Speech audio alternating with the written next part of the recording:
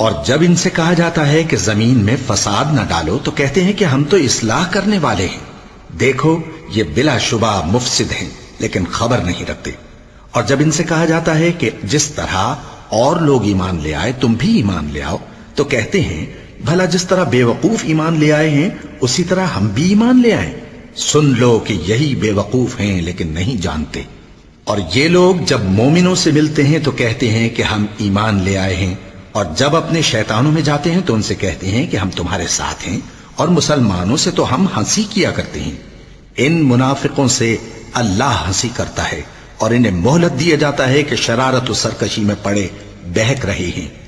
یہ وہ لوگ ہیں جنہوں نے ہدایت چھوڑ کر گمراہی خریدی، تو نہ تو ان کی تجارت ہی نے کچھ نفع دیا اور نہ یہ ہدایت یاب ہی ہوئے۔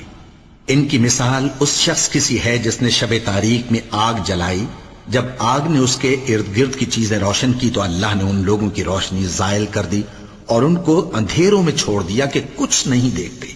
یہ بہرے ہیں، گونگے ہیں، اندھے ہیں کہ کسی طرح سیدھے رستے کی طرف لوٹ ہی نہیں سکتے۔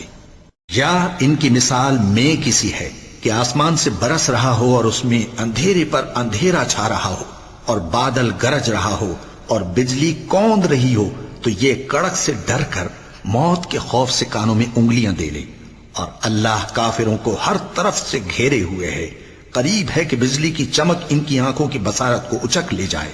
جب بجلی چمکتی اور ان پر روشنی ڈالتی ہے تو اس میں چل پڑتے ہیں، اور جب اندھیرا ہو جاتا ہے تو کھڑے کے کھڑے رہ جاتے ہیں۔